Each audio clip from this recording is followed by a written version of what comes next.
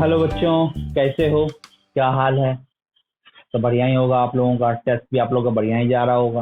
वो जब तक हमने मार्क्स देखा था, मार्क्स आप लोग का डिसेंट था, कुछ कुछ तो कम था, तो अपने मार्क्स को इम्प्रूव करें। तो चलिए आगे आज कंटिन्यू करते हैं। ठीक है।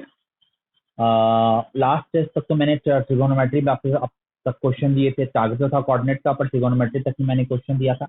अब कोऑर्डिनेट बेस्ड क्वेश्चन भी आएंगे, तो चलो स्टार्ट करते हैं। तो आज सबसे पहले क्या करेंगे पहले ही बता देते। तो लास्ट क्लास में मैंने बता रखा था कि ट्रिगोनोमेट्री की पार्ट अब खत्म हो चुका है, स्टार्ट करेंगे अब कोऑर्डिनेट ज्योमेट्री।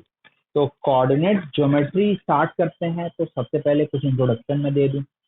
जैसे कि आप लोगों को याद है कि अराउंड बात करें तो जैसे कि आपको 10 क्लास ज्योमेट्रिकल क्वेश्चंस बनाते हो, तो मेजर क्वेश्चन जो आप बनाते हो तो उस ज्योमेट्री में जैसे कंस्ट्रक्शन बेस्ड या कुछ और टाइप के प्रॉब्लम जो आप लोगों ने सॉल्व किया होगा, उस ज्योमेट्री को किस नाम से जानते हैं? Exactly, that geometry was known as Eclipse geometry. That geometry was known as Eclipse geometry.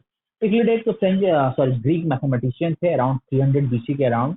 उन्होंने एक ज्योमेट्री जनरेट किया था। काफी अच्छा और काफी वास्ट और काफी चीजों को उन्होंने एक्सप्लेन किया था, जो आज भी हमें हमें यूज है, बहुत जगह यूज करते हैं। और अच्छे अच्छे प्रॉब्लम्स को अगर ज्योमेट्रिकल अप्रोच से बनाते हैं तो एग्जैक्टली उसी को यूज करते हैं।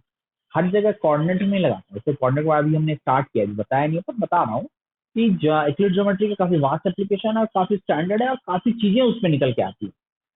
जहां तक पर आईआईटी की बात करें तो आईआईटी में यूक्लिड ज्योमेट्री नहीं है, इवन 11th 12 में यूक्लिड ज्योमेट्री की बात नहीं है। ठीक है। पर हाँ, आप ओलंपियाड बेस्ड क्वेश्चन बनाओगे तो उसमें यूक्लिड ज्योमेट्री पे काफी अच्छे अच्छे क्वेश्चन आपको मिलेंगे। तो उम्मीद है कि उसका काफी थ्योरम्स आप पढ़ोगे, उसके प्रूफ पढ़ोगे, ये सब चीज जान रहे होगे, तो पता होगा कि मैं क्या बोलना चाह रहा हूँ। That geometry is known as Eclipse geometry. मतलब 300 बीसी की बात कर रहे हैं, बिफोर क्राइस्ट। अब उसके बाद की बात अगर मैं करूं तो लगभग 2000 साल तक हम उसी ज्योमेट्री को पढ़ते थे। मतलब अगर मैं इसके हिस्ट्री की बात करूं तो 300 बीसी इक्लिप्स ग्रीक, मतलब अराउंड 17 एडी में, जो 17वीं शताब्दी की मैं बात कर रहा हूँ, तब जाके एक नया अप्रोच भी जनरेट हुआ ज्योमेट्री को स्टडी करने के लिए। समझ रहे हो? न्यू अप्रोच जनरेट हुआ। उसमें हुआ क्या कि एग्जैक्टली ग्लिड्स तो अपनी जगह है, उसका खुद का आइडेंटिटी है, बट एक और अप्रोच जनरेट किया गया, भाई इस अप्रोच से हम ज्योमेट्रिकल क्वेश्चन को सॉल्व करते हैं। उसमें हुआ क्या कि हम अल्जेब्रिक क्वेश्चंस को, अल्जेब्रिक प्रॉब्लम्स को हम ज्योमेट्रिकल प्रॉब्लम को हम अल्जेब्रिक अप्रोच से सॉल्व करेंगे। तो that approach was known as analytical geometry. मतलब एनालिटिकल ज्योमेट्री का मतलब यही जनरेट किया गया। जब हम ज्योमेट्रिकल प्रॉब्लम को जब हम अल्जेब्रिक मेथड से सॉल्व करेंगे तो उसको हम बोलते हैं एनालिटिकल ज्योमेट्री।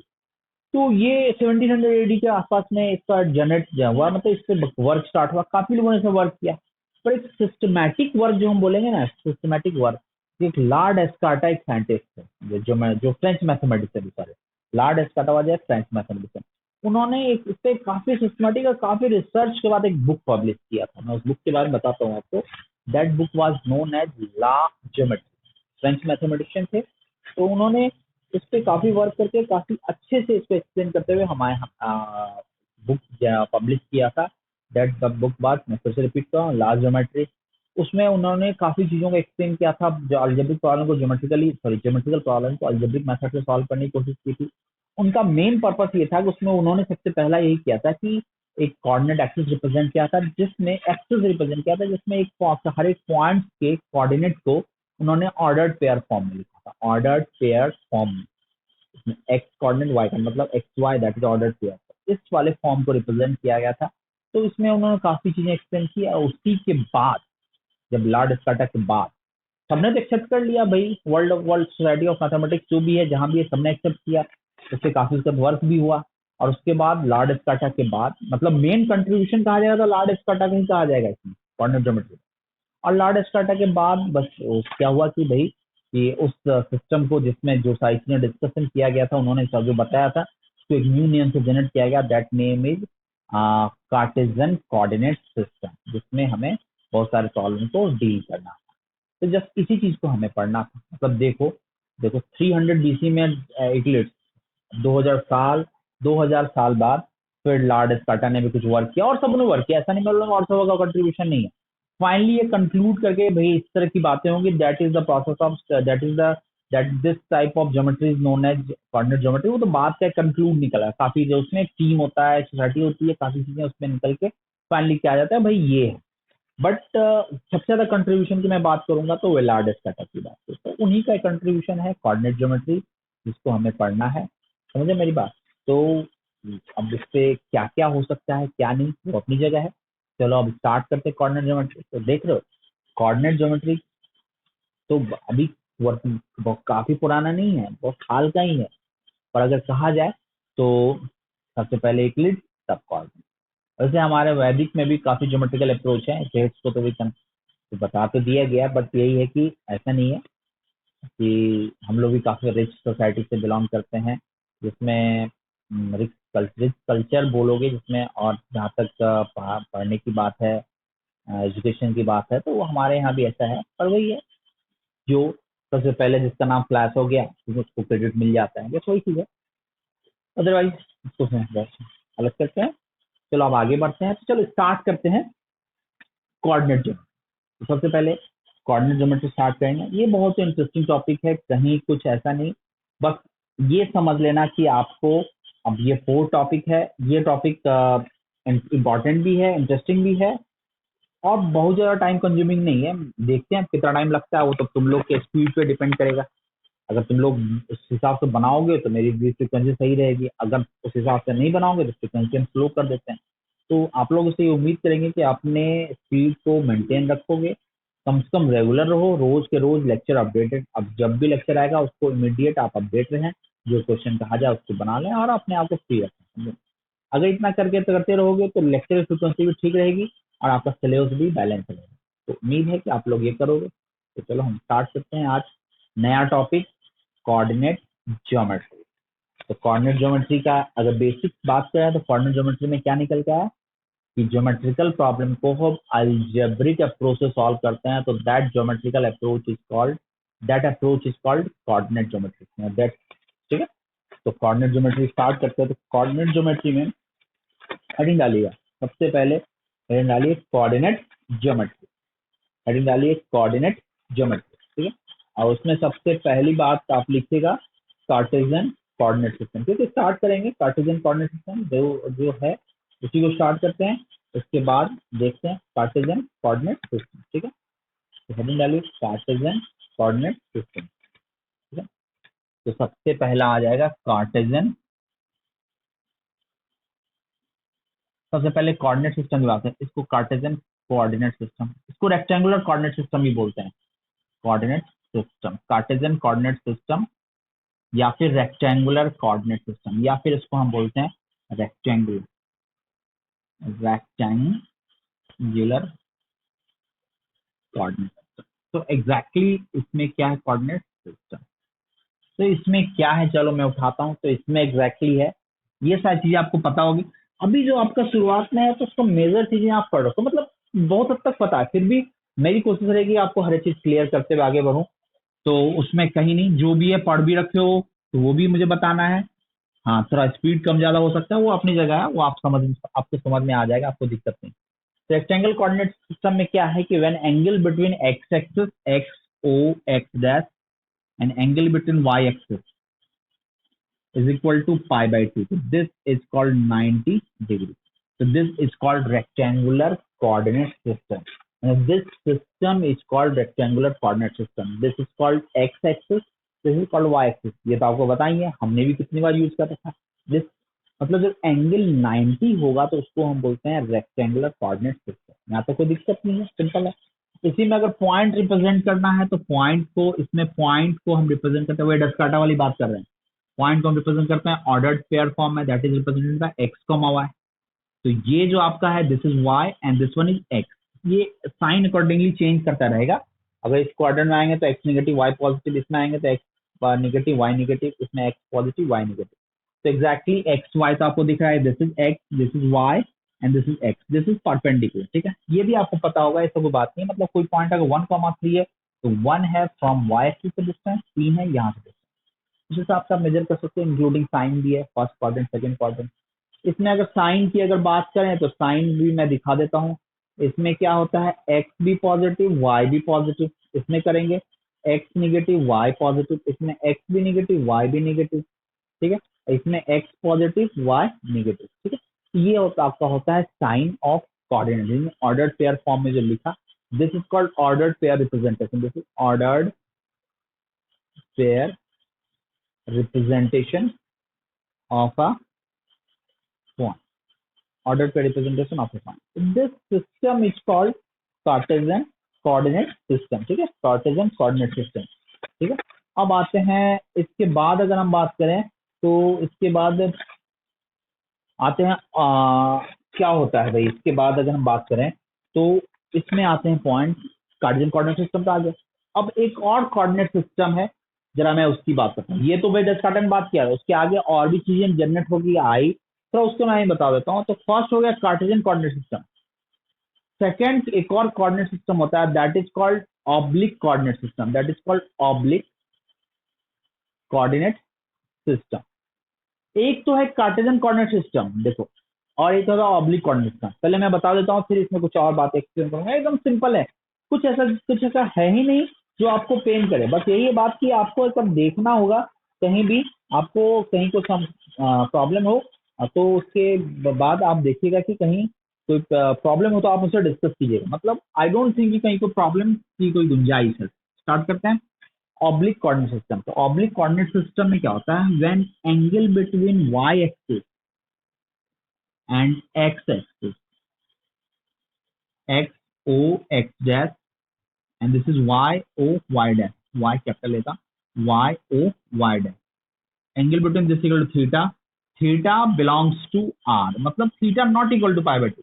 मतलब सिंपली थिंग है, अगर पाई बाई टू हो गया तो ऑब्लिक किसमें कन्वर्ट हो गया, Cartesian coordinate system is the subset of oblique coordinate system. मतलब ये इसका पार्ट है, जब थीटा 90 हो जाएगा तो ऑब्लिक हो जाएगा। इसलिए ऑब्लिक मतलब inclined and not equal to 90 degree in general बोलते हैं। तो this is called oblique coordinate system. ये क्लियर है, मतलब एंगल 90 नहीं हुआ तो उसको हम क्या बोलेंगे, oblique coordinate system. Hopefully clear है। तो ऑब्लिक क्लियर है, कार्टेशियन क्लियर है। अब बात यहाँ ये है कि ऑब्लिक कोऑर्डिनेट सिस्टम की अगर बात करेंगे तो इसमें ऐसा कितना सिस्टम पॉसिबल हो सकता है। तो आप देख रहे हो कि थीटा की वैल्यू डिफरेंट डिफरेंट रखते चलोगे, डिफरेंट डिफरेंट सिस्टम जनरेट होगा। 3 डिग्री, 5 डिग्री, 50 डिग्री, 60 डिग्री, जितना एंगल रखोगे उतना सिस्टम डेवलप होगा। तो this system it has infinite possibility, और कार्टेशियन में सिंगल पॉसिबिलिटी है, because angle equal to 90 degree. ठीक है, ये तो आपको कोई कंफ्यूजन नहीं होना चाहिए। दूसरी बात आ गई कि अगर आपको इस पे भी पॉइंट रिप्रेजेंट करते हैं तो वो एक्स कॉमा वाई ही होता है, बट इसमें एक्स वाई तो परपेंडिकुलर डिस्टेंस रिप्रेजेंट कराते हैं इंक्लूडिंग साइन, कौन से क्वाड्रेंट में है उस हिसाब से बात करें।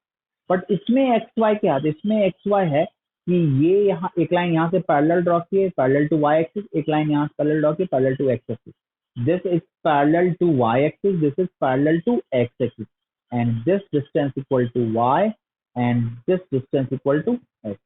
तो ये आ जाता है y और ये आ जाता है x। तो ये आपका पैरेलली डिस्टेंस मेजर करते हैं y एक्सिस पे, that is equal to y, और ये जो डिस्टेंस मेजर किया parallel to x axis, this is equal to x। तो ये हो गया पॉइंट, क्या हो गया, x कॉमा y। तो इसको हम बोलते हैं ऑब्लिक कोऑर्डिनेट सिस्टम। इसमें थीटा की वैल्यू क्या होती है, थीटा 90 डिग्री नहीं होता है, theta not equal to pi by. ठीक है, तो this system is called oblique coordinate system, this is called Cartesian coordinate.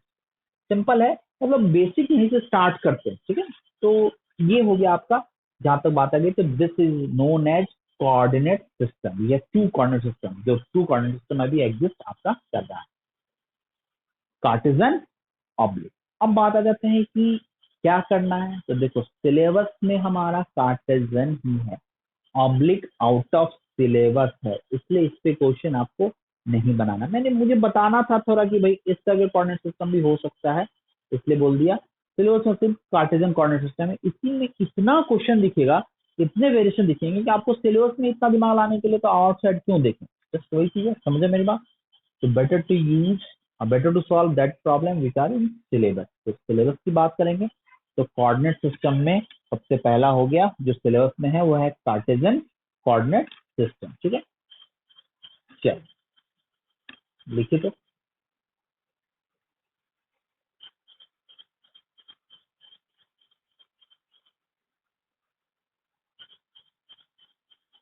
ठीक है, नोट कर लीजिए।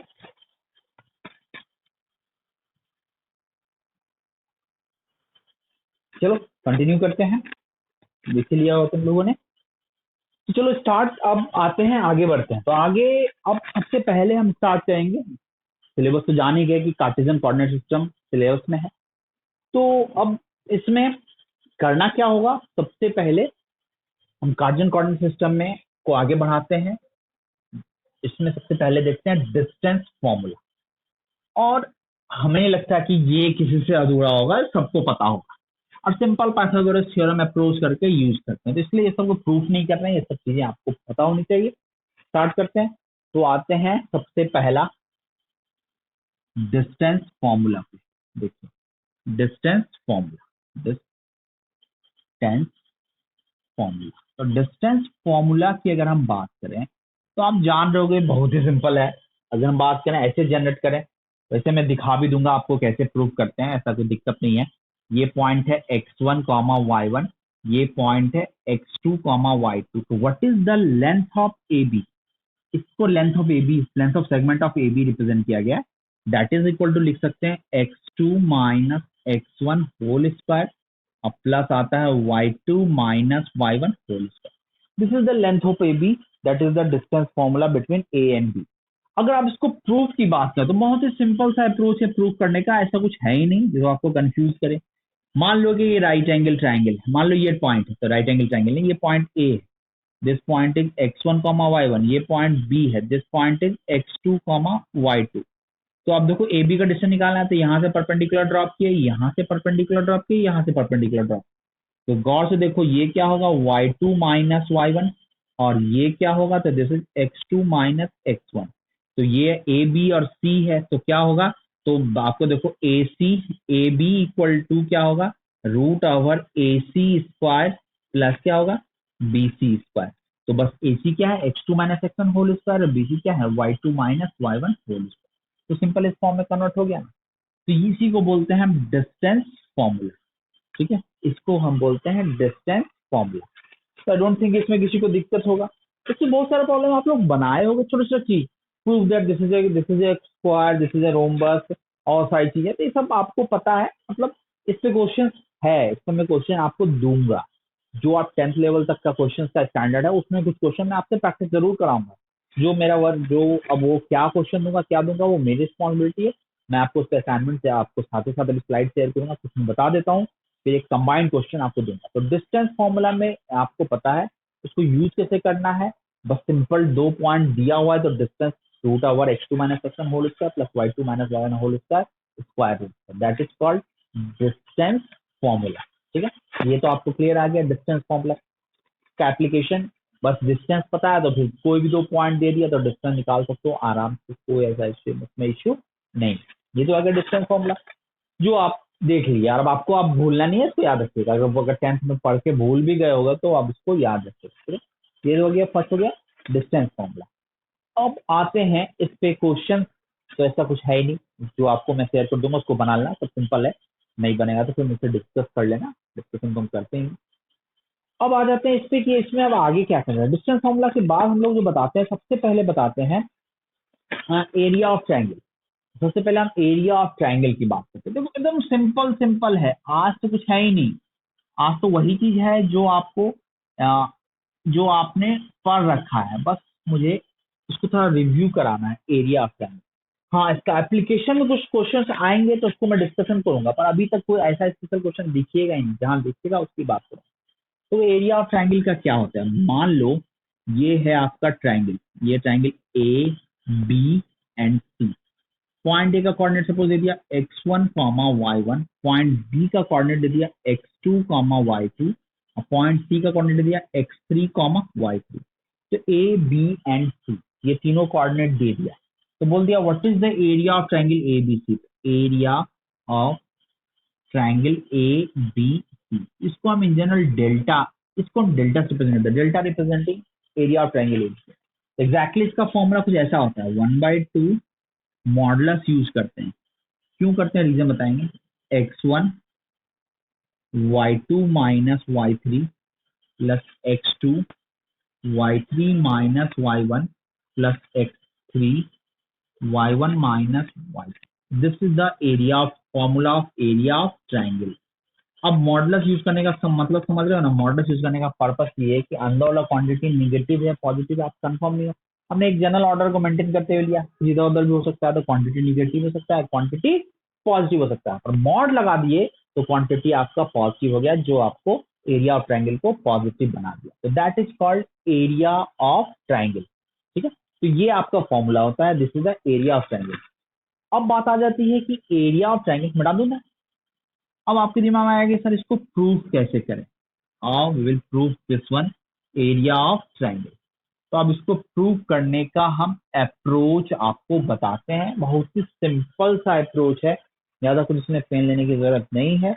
आप देखिए, तो प्रूव करने के लिए सबसे बेस्ट है कि हमने क्या किया, कोऑर्डिनेट एक्सिस उठाया, ये है वाई एक्सिस, ये है एक्स एक्सिस, ज्यादा नहीं दिखा रहा हूँ, ये है ओ। ठीक है, तो ये है, तो हमने इस पे ट्राइंगल लिया, ये पॉइंट ए लिया, ये पॉइंट बी लिया और ये पॉइंट सी लिया। बी का कोऑर्डिनेट दिया x2 कॉमा y2 और सी का कोऑर्डिनेट लिया x3 कॉमा y3 और ए का कोऑर्डिनेट क्या दिया x1 कॉमा y1। तो पॉइंट ए, पॉइंट बी और पॉइंट सी का कोऑर्डिनेट लिया और तीनों कोऑर्डिनेट को मिला, तीनों पॉइंट्स को हमने इसको मिला। अब हमें इसी ट्राइंगल ए बी सी का एरिया चाहिए। तो देखो किसी का, तो अल्टीमेटली उसी ट्रायंगल को हमने जनरल दिखा दें, कोई जरूरी नहीं कि हर एक, अभी तो मैं स्टार्ट किया हूँ। ये बात समझना, कोऑर्डिनेट आपको पता है कि कौन सा पॉइंट कहाँ रिप्रेजेंट करना है, पर ये बात याद रखना है कि हर कोई जरूरी नहीं कि ऑलवेज कोऑर्डिनेट एक्सिस में रिप्रेजेंट करे। इन जनरल ट्रायंगल बोला तो ट्रायंगल जनरल रिप्रेजेंट करके हम पॉइंट दिखा देंगे, ये पॉइंट का कोऑर्डिनेट ऐसा होगा, ये भी होता है। तो वही चीज हमने हुआ इसको ऐसे दिखा दिया, कोऑर्डिनेट एक्सिस कहाँ है उसको रिप्रेजेंट करने की जरूरत नहीं है, तो हमने ऐसे दिखा दिया। अब उसको कोऑर्डिनेट एक्सिस बुलाया तो कुछ एक प्रॉपर अप्रोच दिखाना होगा, तो मान लिया ऐसा फिगर होगा, तो इस ट्रायंगल का एरिया बोल रहे हैं कि ये होगा। तो देखो कैसे प्रूव करते हैं, तो बहुत ही सिंपल सा कंसेप्ट है, बस कुछ नहीं, तीनों पॉइंट से वर्ड परपेंडिकुलर ड्रॉप करो, किस पे, एक्स एक्सिस पे। देखो प्रॉब्लम सॉल्व हो गया। चाहिए हमें इसका area, area of triangle A B C. ठीक है, तो इसका एरिया कैसे निकलेगा, तो देखो ये, इसको मान लिया डी, इसको मान लिया ई, इसको मान लिया एफ। तो हमें ए बी सी का एरिया चाहिए, तो इस ए बी सी का एरिया भी बोल सकते हो, ये वाला पैरेललोग्राम दिख रहा है, sorry parallelogram, trapezium, trapezium A B E D देख रहे हो, ए बी ई डी दिख रहा है, और trapezium E B C F देख रहे हो, ये और ये दो ट्रेपीजियम देख रहे हो। अगर इन दोनों के ट्रेपीजियम के एरिया का सम करके इसका एरिया माइनस कर दें, किसका एरिया माइनस कर दें, ए सी एफ डी का एरिया माइनस कर दें, तो इसका एरिया नहीं निकल जाएगा। तो बस वही काम करना है। तो क्या लिखेंगे, area of triangle, area of triangle A B C equal to area of, area of, पहले लिखते हैं ट्रेपीजियम, टीपी को ट्रेपीजियम लेते हैं, पहला ट्रेपीजियम क्या होगा, A B E D plus trapezium. ठीक है, दूसरा ट्रेपीजियम देते हैं BE F C plus trapezium BE F C minus BE F C minus A C F D minus trapezium A C F D. तो बस यहां से आपका मतलब this plus this plus this minus this equal to area of triangle ABC, that is the area of triangle ABC. इसी के approach से इसको प्रूव किया गया है और इसमें कुछ करने की जरूरत नहीं है। बल तो कैलकुलेशन अगर आप चाहो, जैसे आपको फॉर्मूला पहले भी यूज कर रखो, तो हम तो यही बोलेंगे कि फॉर्मूला याद रखिए, और फॉर्मूला ही याद रखना है, आपको कोई पूछ नहीं रहा है कि कहाँ से है। तो मुझे बताना था कि अप्रोच क्या होता है, तो मैंने अप्रोच बता दिया कि ये ट्रेपीजियम एरिया निकालो प्लस ये ट्रेपीजियम एरिया निकालो माइनस इसका एरिया माइनस तो ऑटोमेटिक इसका एरिया निकल जाएगा। तो वही लॉजिक हमने यूज किया। अब आपके दिमाग में आएगा क्वेश्चन की सर ट्रेपीजियम के एरिया कैसे निकाल सकते हैं। आपको याद होगा trapezium, what is the area of trapezium, 1/2 into sum of parallel side into height. इसका एरिया क्या होगा, this plus this into this, सबका कोऑर्डिनेट दिया हो तो ये भी निकल जाएगा, ये है y2 तो ये है y1 और ये है x2 माइनस x1, सिमिलरली इसका सिमिलरली। तो कैलकुलेट कर लीजिएगा, कैलकुलेशन आपकी जिम्मेदारी है, करके देखिएगा तो यही रिजल्ट आएगा, इसको दिमाग में रखना। तो this is called area of triangle. ठीक है, एरिया ऑफ ट्रायंगल। ठीक है, अब कोई दिक्कत नहीं, मैंने एक रिव्यू बता दिया कि प्रूव कैसे करता है। देखो सिंपल सिंपल है, बट ये कि अप्रोच बता दिया, आपको मन नहीं मानेगा तो आप करके देख लीजिएगा, आपको कोई रोक नहीं है, ठीक है, तो कर लीजिएगा, इसको याद रखिएगा। चलो नोट करो फटाफट, एरिया ऑफ ट्रायंगल की बात करते हैं, यही हो गया आपका एरिया ऑफ ट्रायंगल अप्रोच, ठीक है। अब जो हम बात करेंगे आज, मैं 2 सेक्शन में लेक्चर नहीं डालूंगा आज, सिर्फ सिंगल एक ही लेक्चर जाएगा, बट ख्याल रखना कि अगले सेकेंड लेक्चर से हर एक में मैं 2-2 पार्ट में ही लेक्चर अपलोड करूंगा। Each part will be minimum of 50 to 55 minutes, यानी कम से कम हर एक पार्ट 50 से 55 मिनट का होगा ही होगा। फ्रिक्वेंसी जो जैसे पहले चल रहा था वही चलता रहेगा, हर एक दिन के गैप पे आपको लेक्चर आपको मिलता है, तो जैसा भी होगा वो मैं आपसे डिस्कस कर लूंगा, उसको कोई दिक्कत नहीं है। बट यही है कि आपको अपडेट रहना है। आज की क्लास इंट्रोडक्शन क्लास है, क्या था क्या नहीं था कैसे करना है, करना तो ये है कि बस कि आपको पढ़ना होगा, जो मैंने दिया उसको बनाइएगा।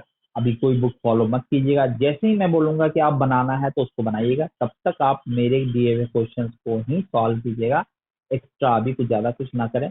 1 से 2 क्लास वेट करें, उसके बाद में आपके लिए क्वेश्चन का कलेक्शन आपको बोल दूंगा कि इससे बनाइए, यहाँ बनाइए, जैसा होगा मैं आपसे डिस्कस कर लूंगा, उसके लिए टेंशन नहीं लेना है। अभी बस मेरे इंस्ट्रक्शन को फॉलो, ठीक है। तो ये होगी बात एरिया ऑफ ट्रायंगल कॉन्सेप्ट। अगर आपको यहाँ तक कोई दिक्कत नहीं है तो बस बात को अब आगे बढ़ाते हैं और क्वेश्चन सॉल्व करते हैं। तो एक एरिया ऑफ ट्रायंगल में एक चीज और आता है कि इस वाले को हम एक और फॉर्म में रिप्रेजेंट कर सकते हैं, जरा मैं उसको रिप्रेजेंट कर सकता हूँ, इसको कुछ ऐसा लिख सकता हूँ। एक डिटरमिनेंट टर्म्स आता है, आई थिंक आप लोगों को फिजिक्स में बताया गया होगा, मैं भी बताऊंगा, डिटरमिनेंट होता है। इस वाले को मैं डिटरमिनेंट के फॉर्म में रिप्रेजेंट कर सकता हूँ, तो ये है डिटरमिनेंट, मतलब ये हो गया, इसको लिख सकता हूँ x1 y1 1, x2 y2 1, x3 y3 1। मतलब इस ये मैंने यहाँ लगाया, मतलब इसका जो न्यूमेरिकल वैल्यू है जो बॉक्स के अंदर, जो मॉड के अंदर देख रहे हो ना, उसके इक्वल होगा, मतलब this is equal to this होगा। तो ये एग्जैक्टली इस फॉर्म में, इसको हम बोलते हैं डिटर्मिनेंट, मतलब इसको हम इस फॉर्म में भी रिप्रेजेंट कर सकते हैं, कोई बहुत बड़ी बात नहीं है। अब डिटर्मिनेंट को ब्रेक कैसे किया जाए इसकी बात मैं आपसे डिस्कशन करूंगा, अभी मैं इसको अभी स्किप करता हूँ। कभी ऐसा हुआ तो मैं जब इसको कभी किसी क्वेश्चन बताऊंगा तो उसमें मैं इसको डिस्कस कर दूंगा। अभी आप याद रखिए, ये तो आपको फॉर्मूला पता ही है, इसी को मैं इस फॉर्म में भी रिप्रेजेंट कर सकता हूँ, that is the form of determinant. याद रखिएगा x1 y1 1, x2 y2 1 and x3 y3 1, ठीक है। तो ये हो गया आपका एरिया ऑफ ट्रायंगल, ठीक है। चलो नोट करो,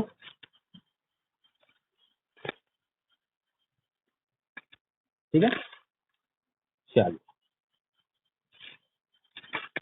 तो स्टार्ट करते हैं आगे। चलो अब क्वेश्चन इसमें क्या रहेगा, तो इसमें सिंपल सिंपल क्वेश्चन कैसा रहेगा, 3 पॉइंट दे दिया, एरिया ऑफ ट्रायंगल बताओ, कुछ कंडीशन दे दिया, एरिया ऑफ ट्रायंगल बताओ। ये इसका क्वेश्चन रहेगा जो आप पहले बना रखते, इस पे आपको जो भी, मतलब अभी सारे बेसिक क्वेश्चन का आप असाइनमेंट दे देंगे, मैंने कुछ थ्योरी आपको इंट्रोड्यूस कर दिया जो सिंपल सिंपल है, रिवाइज करा दिया, बताने के लिए इसमें कुछ है नहीं, रिवाइज करा दिया, कुछ नई बातें निकल के आएंगे उसको और भी एक्सप्लेन करूंगा, जहाँ कुछ नई बातें निकल के नहीं आएगी तो उसको मैं बताकर उस पर क्वेश्चन करवा दूंगा। और ऐसा नहीं कि अगर किसी को लग रहा है कि हम भूल गए सर ये है वो है, उसका टेंशन लेना, मैंने बता दिया सब पर, बट यही कि क्वेश्चन मैं दूंगा तो उसको कर जरूर लीजिएगा, आपका कंसेप्ट भी क्लियर हो जाएगा। इसकी जरूरत अगर आगे आगे कभी है, देखो इसको याद रखना ही रखना होगा क्योंकि इससे क्वेश्चन आ सकते हैं। तो आपको जो भी थ्योरी वही है, अभी तो वही है कि बहुत ज्यादा आगे बढ़ नहीं रहे हैं, पर थ्योरी वही है, तो आपको सबके दिमाग में रखना होगा, और जो क्वेश्चन दिए हैं उसको आपको बनाना, फिर आगे कुछ नई बातें निकल जाएगी तो देखा जाएगा। अभी पहले जो बताया जा रहा है उसको फॉलो कीजिए, और जितना कहा जा रहा है उसको बनाइए, समझे ना?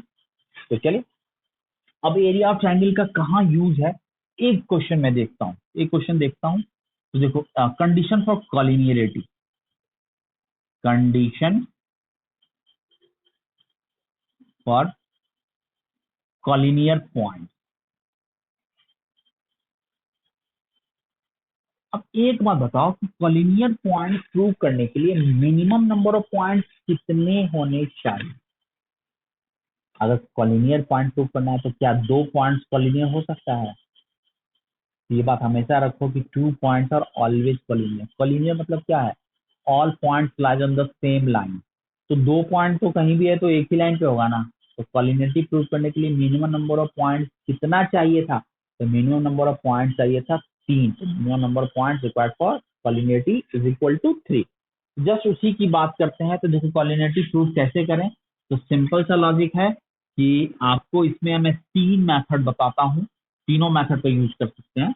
ज्यादा तो अभी मैं एरिया ऑफ ट्रायंगल का कंसेप्ट नहीं यूज करते हैं, आपको फॉर्मूला बस यूज करना है। फॉर्मूला में एरिया ऑफ ट्रायंगल में क्या है, x1 लिया तो y2 y3, x2 लिया तो y3 y1 और x3 लिया तो y1 y3। ये तो आपके प्रूफ पता है, एक ऑर्डर फॉर्म रिप्रेजेंट जनरेट कर लेना है, याद भी रखना है। तो आते हैं कंडीशन फॉर कॉलिनियर पॉइंट। तो इसमें आते हैं मेथड 1 पे। तो मेथड 1 क्या कह रहा है, सुनिएगा भाई। तो मेथड 1 ये कह रहा है कि अगर ये है पॉइंट ए, तो ये कहता है कि आप डिस्टेंस फॉर्म लगा सकते हो। क्या लिख सकते हो, A B plus B C equal to A C हो जाएगा। तो क्या बोलोगे, कॉलिनियर। या फिर A C minus B C equal to A B हो जाएगा तो कॉलिनियर। दोनों में से कोई भी चलेगा, ये चलेगा ये चलेगा। अगर दोनों में से ये प्रूव कर दिया मतलब एबीसी कॉलिनियर, ये प्रूव कर दिया मतलब एबीसी कॉलिनियर। बात वही है, घुमा फिरा के वही चीज रिप्रेजेंट करना चाह रहे हैं।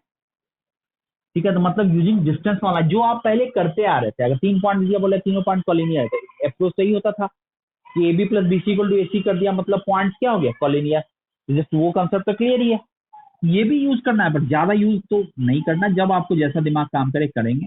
मेथड 2 में है कि अगर मान लो कि ये ए बी सी कॉलिनियर है तो ट्राइंगल के नजरिए से सोचो। अगर ए बी सी कॉलिनियर है तो कोई भी ट्राइंगल बन रहा है, कोई भी ट्राइंगल नहीं बन रहा है। मतलब क्या लिख सकते हैं कि triangle, area of triangle A B C क्या लिख सकते हैं, area of triangle A B C equal to कितना लिख सकते हैं, 0। मतलब अगर ए बी सी कॉलिनियर है तो ट्राइंगल ए बी सी का एरिया क्या होगा, दैट इज इक्वल टू 0। मतलब A B C are collinear then area of triangle A B C equal to 0। Clear है। और ये आप दिमाग रखना, बस 3 पॉइंट दिया हुआ है, कॉलिनियर कंडीशन क्या है तो एरिया ऑफ ट्राइंगल कंसेप्ट से ज्यादा आसानी से बन जाएगा। ये दिमाग रखना। मतलब दैट इज क्या लिख सकते हो, अगर हमने ऐसा लिख दिया मतलब ए अगर ले लिया, अगर ए ले लिया, ये रिप्रेजेंट करने का तरीका होता है, ए ले लिया x1 y1, बी का कोऑर्डिनेट ले लिया x2 y2 एंड सी का कोऑर्डिनेट ले लिया x3 y3। तो दैट इम्प्लाइज क्या हुआ कि x1 y2 minus y3 plus x2 y3 minus y1 plus x3 y1 minus y2 equal to क्या आ गया, 0। तो that should be equal to 0। मतलब वही एरिया ऑफ ट्रायंगल 1/2 को क्रॉस मल्टीप्लाई कर दिया तो 0 हो गया। तो ये आ गया आपका सेकेंड अप्रोच जिसका हम ज्यादा यूज करेंगे, ज्यादा इसी का यूज करते हैं। अब एक और मेथड होता है दैट इज मेथड 3। बट ये मेथड जानने के लिए हमें स्ट्रेट लाइन का कंसेप्ट पता होना चाहिए। That concept is known as slope form. तो स्लोप की बात भी करेंगे तो आई होप कि स्लोप तुम लोगों को पता होगा। हो सकता है तो आपको फिजिक्स में थोड़ा बताया गया होगा और पास में भी कुछ ना कुछ तो जरूर पढ़े होगा स्लोप के बारे में।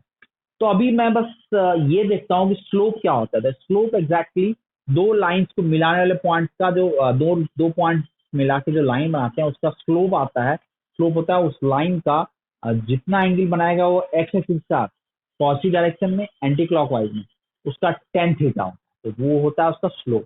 तो अब हम स्लोप की बात स्ट्रेट लाइन स्टार्ट करेंगे तो स्लोप को काफी अच्छे से डिस्क्राइब करके बताएंगे, इसलिए अभी मैं वहां तक नहीं जा रहा हूँ। मैं मेथड जरूर लिख देता हूँ, आप इसको दिमाग रखिएगा। जब स्लोप पढ़ेंगे तो उस पर ज्यादा डिटेल में मैं आपको डिस्कस करेंगे और समझ में आ जाएगा, कोई बहुत बड़ी बात नहीं है। मतलब दोनों का डायरेक्शन सेम ही होगा तभी ना होगा। मतलब डायरेक्शन सेम, अगर 2 पॉइंट अगर उसमें से डायरेक्शन सेम की बात करें तो जैसे मैं देख रहा हूँ ये आगे ए बी एंड सी, इसमें हो गया कि slope of A B, slope of A B, slope of A B equal to slope of C. मतलब जितना एंगल ये बना रहा है उतना एंगल एक्सेस के साथ ये भी बना रहा है।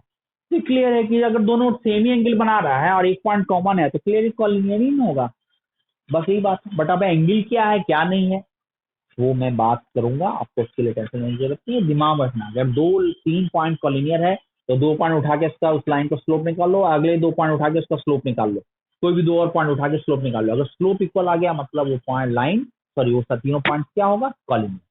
तो क्वेश्चन में डिपेंड करता है, हम उसको देखेंगे पता चलेगा क्या है। ज्यादा यूज अभी यही करेंगे कि अगर तीनों पॉइंट्स कॉलिनियर है तो एरिया ऑफ ट्रायंगल क्या होगा, इक्वल टू जी, तो चलिए इसको नोट कीजिए तो जरा फटाफट। क्वेश्चंस है इस पे, समझ रहे हो ना, ज्यादा कुछ नहीं, इस पे क्वेश्चंस हैं, ठीक है ना। मैं आज की क्लास तो मैंने पहले भी कहा कि that is today's class is introduction class. आज मैं आपको अप्रोच बताया, कुछ पॉइंट्स बताया, जो पास्ट में कुछ पढ़ रखे हो उसी को थोड़ा एक फास्ट रिव्यू कराया और क्वेश्चंस बनाने दिए, क्योंकि आप यूज टू हो जाओ। देखो कोऑर्डिनेट स्टार्ट हो गया, ये तो आप समझ ही रहे हो, आप यूज टू हो जाओगे, धीरे धीरे धीरे पुरानी बातें एक बार रिकॉल होने लगेगी, थोड़ा कंफर्टेबल जोन में आ जाओगे, तब भाई जो आगे की चीजें हैं वो धीरे धीरे फ्रिक्वेंसी बढ़ेगा और आपको कंफर्टेबली आप आराम से डाइजेस्ट करोगे, इसमें ज्यादा दिक्कत नहीं होगा। इसीलिए मैंने जो बताया है उसको तो एकदम समझ में आ गई होगी बातें, पॉइंट तो क्लियर ही है, क्योंकि आप कुछ पहले भी जान रहे हो और नहीं था तो भी मैंने कोशिश किया कि अच्छे से एक्सप्लेन कर दूं। अब आपकी रिस्पॉन्सिबिलिटी है कि जो मैं क्वेश्चन शेयर कर रहा हूँ, ये सारा क्वेश्चन पहले तो कुछ डिस्टेंस फॉर्मूला बेस्ड है और उसके बाद कुछ क्वेश्चन आपका एरिया और ट्रायंगल बेस्ड है। ये सारा क्वेश्चन आपको सॉल्व करना है, ये दिस इज योर होमवर्क, ठीक है। चलो पहले इसको नोट करो, फिर मैं इस पे बात करूंगा, इसके बाद बात करूंगा। प्रॉब्लम इस पे मेरे लायक कोई नहीं है, प्रॉब्लम बस कैलकुलेशन है और आपको रिकॉल करना है, समझे। चीजें आपकी वही है, सिंपल सिंपल कैलकुलेशन बेस्ड है, इसलिए आपको एक एक क्वेश्चन बना के अपने पुराने कंसेप्ट को एक बार रिकॉल कीजिए। अगर पुराना सारी चीजें भूल गए हो तो आज मैंने जो बताया है बस उसको नई तरीके से मान करके उसको, उस पे जितने क्वेश्चन मैंने अभी शेयर किए हैं उस सारे क्वेश्चन को आपको सॉल्व करना होगा और एक एक क्वेश्चन का आंसर भी मैं साथ ही साथ दे रहा हूँ। आप कंफर्टेबली उसको सॉल्व करके और आंसर मिला करके रेडी रखिएगा। आपके पास मैंने पहले ही कहा कि अब लेक्चर्स का फ्रीक्वेंसी जो है वही चलेगा, हर एक एक दिन के गैप पे मैं आऊंगा, पर अगला लेक्चर जो भी होगा वो 2 पार्ट में आएगा, तो आप इसको जितनी जल्दी हो सके इसको रेडी करके रखिएगा, क्योंकि नेक्स्ट लेक्चर आएगा तो फिर आपके पास नेक्स्ट और टास्क भी आएंगे, तो होमवर्क में कोई कमी नहीं रहेगी। बस करना यही होगा कि आपको हर एक क्वेश्चन बना के रखना है। तो अपडेट रहिए, जो पुराना टॉपिक का कुछ बैकलॉग रह गया तो वो आपका अलग सा टाइम देकर उसको सॉल्व कीजिए, बट करंट टॉपिक जो चल रहा है सबसे पहले इसको कंप्लीट करके रखिए, इसको अपडेट रखिए, इसमें फिर बैकलॉग जनरेट होने ना दीजिए, ठीक है। इट्स योर रिस्पॉन्सिबिलिटी, बात को ख्याल रखिए, ठीक है। तो चलो नोट कर लिया होगा सारा क्वेश्चन, चल फटाफट पेन चलाइए।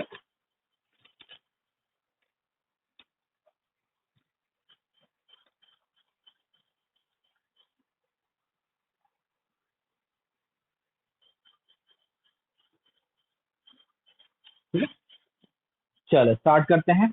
अब आते हैं इसके बाद का सेक्शन। अब जो हमें डिस्कशन करना है, एरिया ऑफ ट्रायंगल वाला बात तो कंप्लीट हो गया। अब मैं डिस्कस करूंगा सेक्शन फॉर्मूला की बात, सेक्शन फॉर्मूला। और जैसे ही मैंने इसका नाम लिया होगा आपको समझ में आ गई होगी बात कि what is section formula. Section formula भी आपने पढ़ रखा है, तो सेक्शन फॉर्मूला एग्जैक्टली क्या होगा। तो सेक्शन फॉर्मूला में हमारा दो यानी कि डिवीजन फॉर्म, तो पहले इंटरनल डिवीजन, डिवीजन फॉर्मूला है section formula, internal division.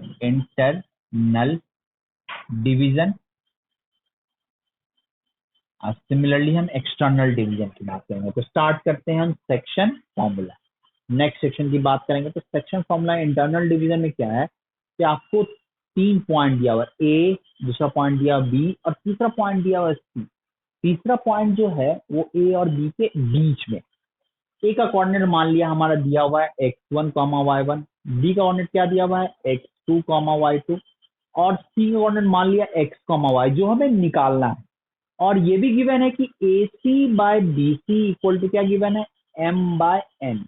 A C by B C equal to क्या गिवन है, A C by B C equal to given है एम बाय एन। तो बोल रहा है इस सी का कोऑर्डिनेट निकालना, तो इस सी देखो कहाँ है, सी ए और बी के बीच में, सी ए और बी के बीच में है।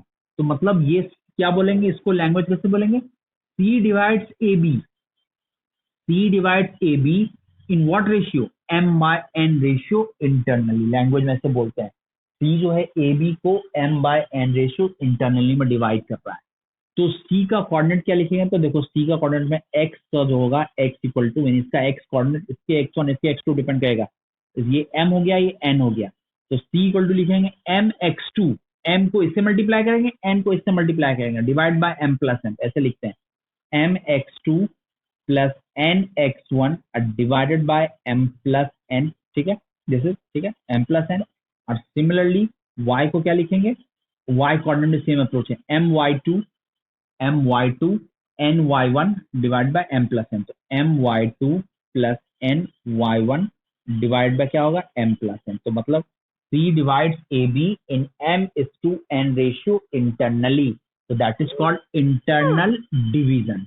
अब बात आ गई कि मतलब कोऑर्डिनेट दिख रहा है, x कोऑर्डिनेट ये होगा, y कोऑर्डिनेट ये होगा, और इसको क्या बोलते हैं, दैट इज इंटरनली डिवाइड किया, INT इंटरनली डिवाइड किया।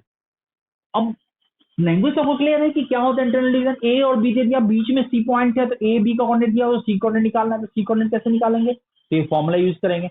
अब आ जाती है बात कि ये फॉर्मूला आया कहाँ, वैसे आप ये बात पढ़ रखे होगे, उम्मीद है कि आप लोग जान रहे होगे, फिर भी मेरी जिम्मेदारी है कि इसको कैसे आया, अप्रोच बता देता हूँ, जहां जिसकी जरूरत होती है मैं बता जरूर देता हूँ, उसके पीछे का लॉजिक बता देता हूँ कि यहाँ से आया ऐसे आया, कैलकुलेशन आप कर लीजिएगा अगर आपको मन होगा, अदरवाइज फॉर्मूला तो आपको याद ही रखिए।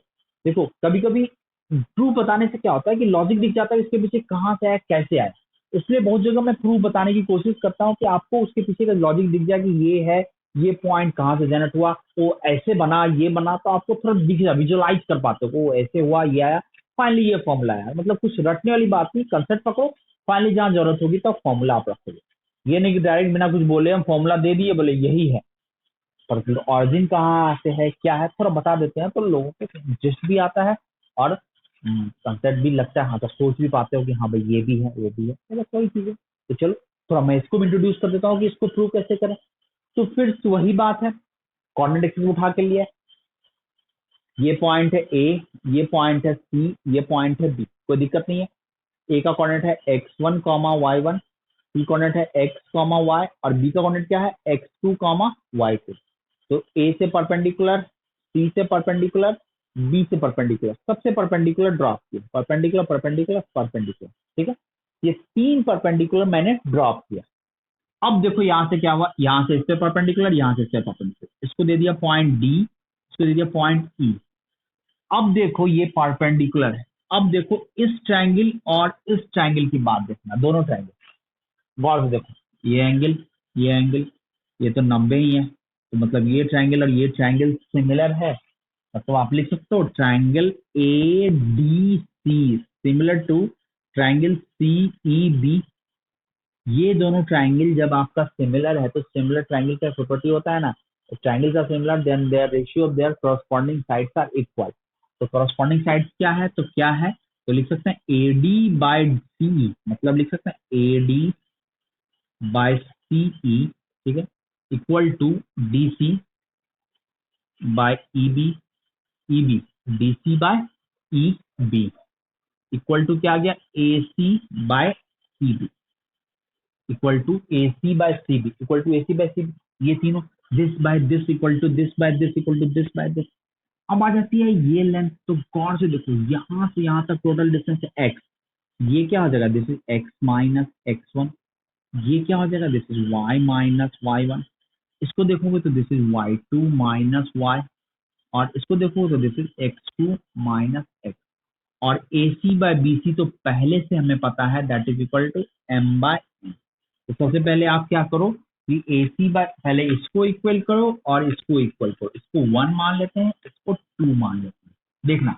तो मैं सिर्फ 1 से देखता हूँ, फ्रॉम 1 से देखता हूँ, तो 1 में क्या हुआ AD by CE, AD by CE, AD क्या है, AD देखो तो क्या है x minus x1, x minus x1 by बाय CE, CE क्या है x2 minus x, x2 minus x, equal to AC by CB, AC by CB क्या है that is equal to m bye n, कोई दिक्कत नहीं, AC by CB equal to m है। Cross multiply करने तो सबको आता है, क्रॉस मल्टीप्लाई करोगे तो देखो x क्या निकल के आ जाएगा, सब कॉमन लेके x करोगे, x आ जाएगा mx2 plus n x one divided by क्या है m प्लस n।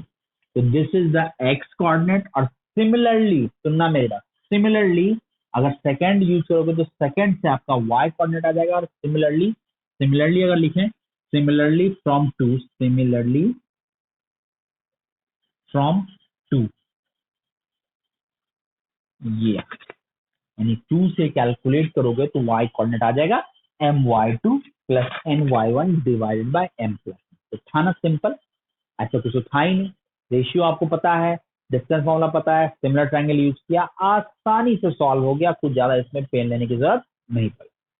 बस यही है कि हमने प्रूफ तो दिखा दिया, पर रिजल्ट आपको यही याद रखना है, कॉल्ड इंटरनल डिवीजन। ए और बी के बीच में सी है, तो सी आपका ए और बी को m बाय n रेशियो में डिवाइड कर रहा है। ए का कोऑर्डिनेट दिया हुआ है, बी का कोऑर्डिनेट दिया हुआ है, तो सी कोऑर्डिनेट क्या होगा, तो सी कोऑर्डिनेट यही होगा mx2 plus nx1 divide by m plus n। Similarly y में भी वही बात है, my2 plus ny1 divide by m plus. Very simple, याद रखिएगा, this is called internal division. चलिए फटाफट इसको नोट करो तो, बिना कोई टाइम वेस्ट किए।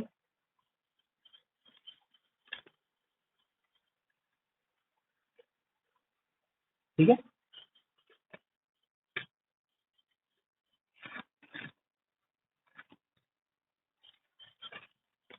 चलिए इंटरनल डिवीजन हो गया।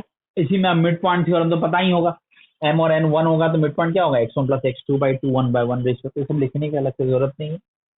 तो पहला हो गया इंटरनल डिवीजन, सेक्शन फॉर्मूला में सबसे पहला हो गया इंटरनल डिवीजन। हेडिंग क्या था आपका, सेक्शन फॉर्मूला, उसमें सबसे पहली बात निकल के आ गई इंटरनल डिवीजन।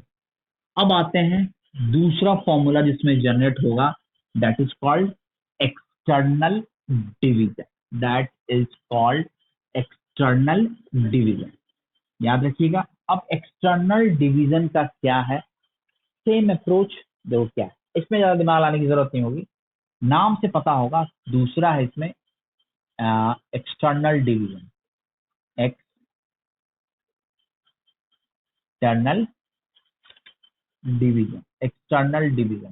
ठीक है, तो दूसरा एक्सटर्नल डिवीजन तो क्या है, that this point is A, this point is B and this point is C, इसको हम बोलते हैं एक्सटर्नल डिवीजन।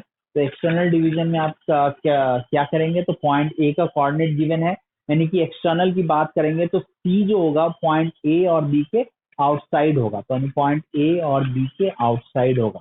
तो इसकी बात करते हैं तो मतलब ए बी सेगमेंट के बाहर होगा पॉइंट सी, तो उसको हम बोलते हैं एक्सटर्नल डिवीजन। तो अब एग्जैक्टली करेंगे क्या, तो गिवन होगा पॉइंट ए का कोऑर्डिनेट, ए का कोऑर्डिनेट क्या दिया हुआ है x1 y1, बी का कोऑर्डिनेट क्या दिया हुआ है x2 y2 और सी का कोऑर्डिनेट क्या है x y। मतलब इसमें C A B line segment के बाहर है, एंड रेशियो वही दिया हुआ है A C by B C equal to, फिर से रेशियो वही दिया हुआ है, that is m bye n। A C और बी सी का रेशियो आपका क्या दिया हुआ है, that is equal to m bye n। तो ये आपका दिया हुआ है एक्सटर्नल डिवीजन, मतलब वही है। लैंग्वेज कैसे बोलेंगे, तो मतलब इसको पहले एक्सटर्नली बोलेंगे, तो लैंग्वेज क्या बोलेंगे, C divide A B in m bye n ratio externally, C divide A B in m bye n ratio externally, तो that is external division. C A B line segment के बाहर होगा, इसको हम बोलते हैं एक्सटर्नल डिवीजन।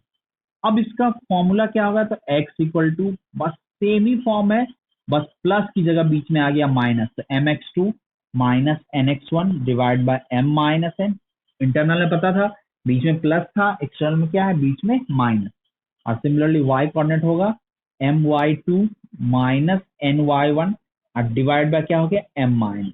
तो बस यही है आपका the formula of external and external division. और इंटरनल का तो आपको पता ही था, बीच में प्लस है तो इंटरनल, बीच में माइनस है तो एक्सटर्नल। तो अप्रोच क्लियर है। रेशियो कैसे डिसाइड करना है, A C by B C, same ratio, दोनों सेम ही अप्रोच है, सी बाहर है या सी अंदर है, ultimately A C by B C decide करना है, A C by B C that is equal to m bye n। ठीक है, तो ए सी मतलब m बाय n बात करता है, ये m बाय n मतलब ये हो गया m और ये हो गया n, तो A C by B C equal to क्या होगा m बाय n। तो ये आपका एक्सटर्नल डिवीजन रिप्रेजेंट कर रहा है, फॉर्मूला यही है। और फॉर्मूला का प्रूफ की जहां तक बात करें तो सेम अप्रोच से फॉर्मूला का प्रूफ करेंगे, जैसे मैंने इससे पहले इंटरनल डिवीजन में बताया था कि आपका कि सिमिलर ट्रायंगल अप्रोच से आपने इंटरनल डिवीजन अप्रोच फॉर्मूला को हमने प्रूव किया था, यहाँ भी सिमिलर ट्रायंगल कंसेप्ट लगाओगे तो आराम से फॉर्मूला प्रूफ होगा और अप्रोच आपको पता ही है, दिख जाएगा, कोई बड़ी बात नहीं है। मेन ये रेशियो को यूज करना है, तो ये रेशियो जिस ट्रायंगल में यूज हो पाएगा उस ट्रायंगल को आपको एडजस्ट करना है, बन जाएगा, कोई बहुत बड़ी बात नहीं है। फॉर्मूला याद रखिएगा, अप्रोच प्रूफ की अगर हम बात करूं, proof similar to internal division जिससे इंटरनल बताया उसी तरह एक्सटर्नल, ठीक है। तो चलो तो याद रखिएगा। अब बात को आगे बढ़ाते हैं, ज्यादा इसमें कुछ है नहीं, इसको प्रूफ कर लीजिएगा और फॉर्मूला आप याद, ठीक है। ये जो फॉर्मूला उन्होंने बताया, internal division and external division, ठीक है। तो चलो नोट करो,